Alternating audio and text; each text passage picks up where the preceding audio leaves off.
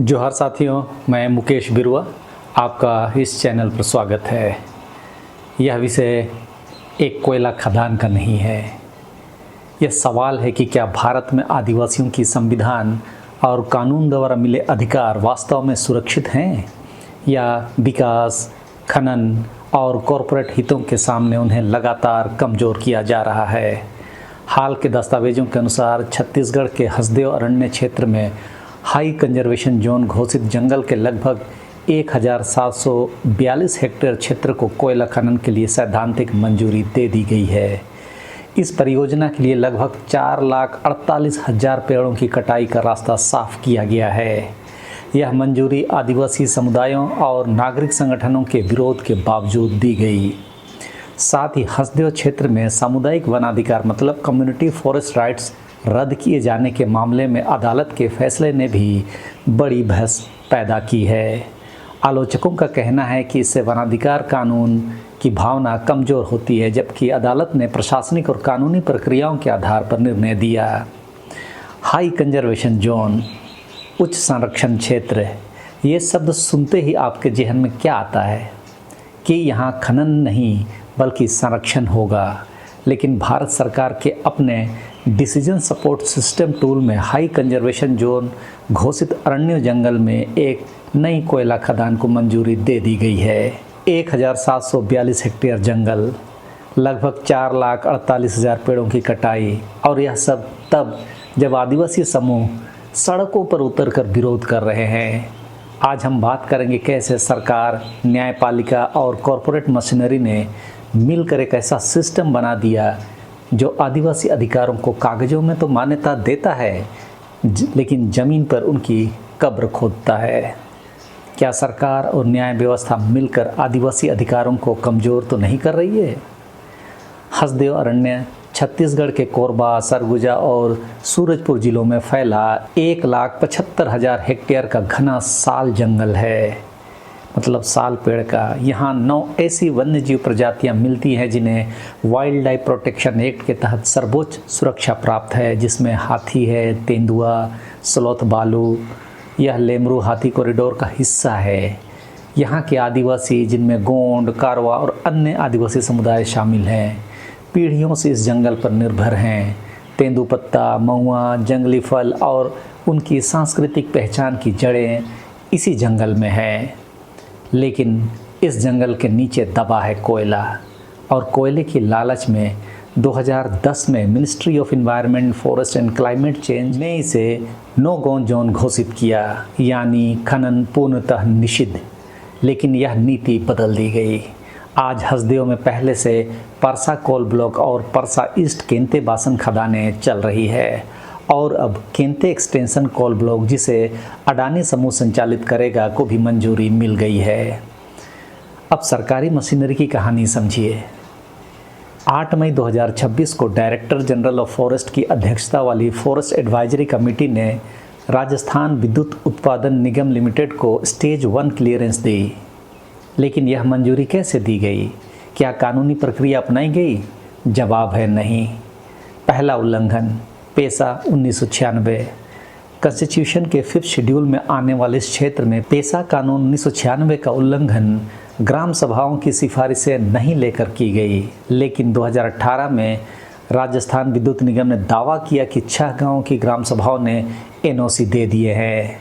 बाद में पता चला ये दस्तावेज जाली थे। हरिहरपुर गांव के बलसाई खुर्रम ने कहा कि ग्राम सभा में ज़मीन अधिग्रहण पर चर्चा ही नहीं हुई थी, लेकिन बाद में पता चला कि सहमति के कागज़ जमा कर दिए गए। कुछ हस्ताक्षर उन लोगों के थे जो मर चुके थे। दूसरा उल्लंघन, फॉरेस्ट राइट एक्ट 2006। 2015 में 20 ग्राम सभाओं ने प्रस्ताव पारित किए कि खदान फॉरेस्ट राइट एक्ट का उल्लंघन करती है, लेकिन 2016 में जिला प्रशासन ने गटबर्रा गांव के कम्युनिटी फॉरेस्ट राइट्स रद्द कर दिए और तर्क दिया कि यह गलती से दिए गए थे, क्योंकि 2012 में जंगल डाइवर्जन हो चुका था। यानी पहले जंगल बेच दिया, फिर कहा कि अधिकार बाद में दिए गए, इसीलिए अमान्य है। इस इलाके में आदिवासी समूह हजारों साल से रह रही है। मध्य प्रदेश के भीमटेका रॉक पेंटिंग के अनुसार तो 30,000 साल से रह रहे हैं। तीसरा उल्लंघन, जबरदस्ती और धमकी दी जा रही है। छत्तीसगढ़ अनुसूचित जनजाति आयोग की 2024 की जांच में ग्राम पंचायत सचिवों ने गवाही दी कि उन्हें 10-15 दिनों के लिए सरकारी विश्राम गृह में बंदी बनाकर रखा गया और राज्य और कंपनी प्रतिनिधियों के दबाव में मीटिंग मिनट्स में 22वां एजेंडा जोड़ा गया, जिसमें खनन की सहमति दिखाई गई। हरिहरपुर के सरपंच सेवाराम पोर्ते ने आरोप लगाया कि एसडीएम, कलेक्टर और तहसीलदार ने उन्हें लाखों रुपए की रिश्वत देने की कोशिश की। चौथा उल्लंघन, कोल बियरिंग एक्ट 1957 का दुरुपयोग। सरकार ने पेशा की ग्राम सभा सहमति को बाईपास करने के लिए कोल बियरिंग एक्ट का सहारा लिया, क्योंकि कोल बियरिंग एक्ट में ग्राम सभा की मंजूरी जरूरी नहीं।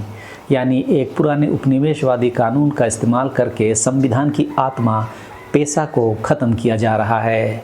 इतने कानूनों की व्याख्याओं से आदिवासियों को मिटाने के लिए ही तो आपको वनवासी बनाया जा रहा है।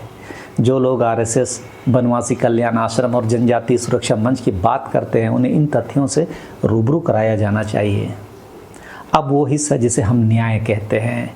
8 अक्टूबर 2025 छत्तीसगढ़ हाईकोर्ट का एकल पीठ का फैसला।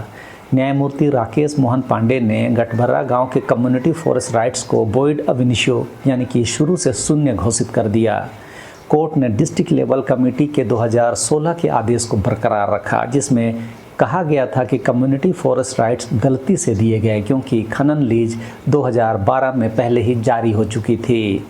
यहाँ समझिए कोर्ट की तर्कशास्त्र की विडंबना। फॉरेस्ट राइट एक्ट 2006 की सेक्शन 3(1) कहती है कि वन अधिकार इनअलाइएबल है, यानी कि इसे रद्द नहीं किया जा सकता। लेकिन कोर्ट ने कहा कि जब जंगल डाइवर्जन 2012 में हो गया तो 2013 में दिए गए कम्युनिटी फॉरेस्ट राइट अमान्य है, यानी कॉरपोरेट लीज समय में पीछे चली जाती है और आदिवासी अधिकार समय में आगे आकर अवैध हो जाते हैं।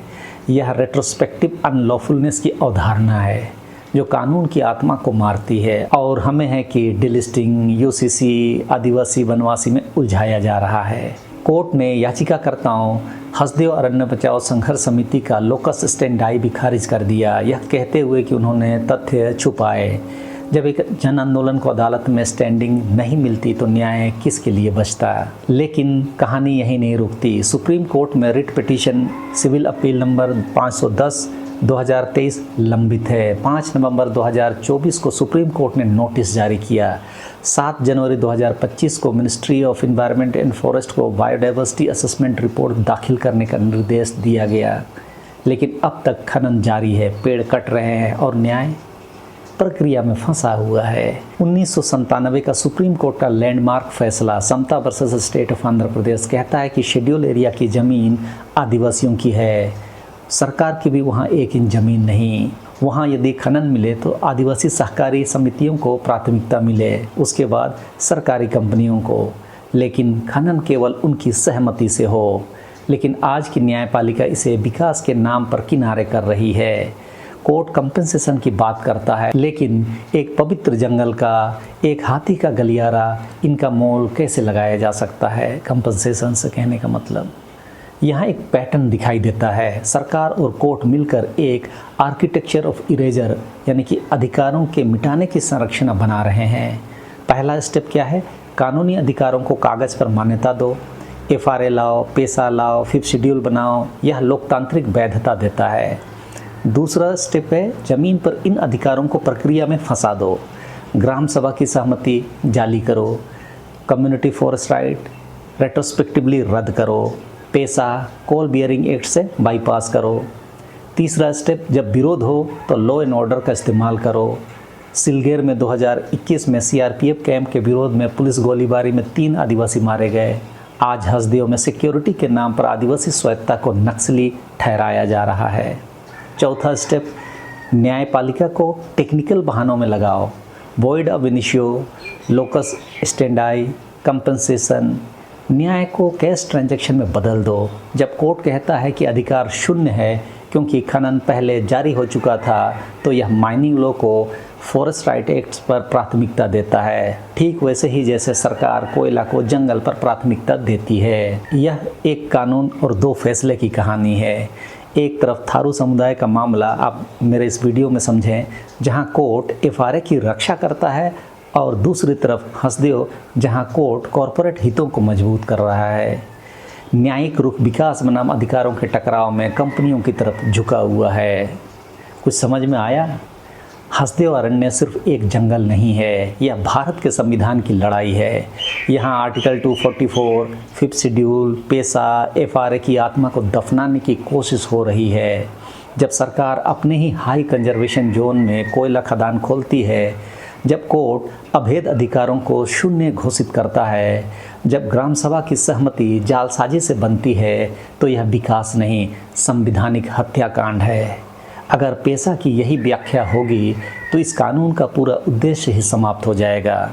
क्योंकि जब कानून बनता है लेकिन ज़मीन पर लागू नहीं होता, जब कोर्ट अस्तित्व में है लेकिन न्याय नहीं देता, तो अधिकार सिर्फ कागज़ों की कैदी बनकर रह जाते हैं।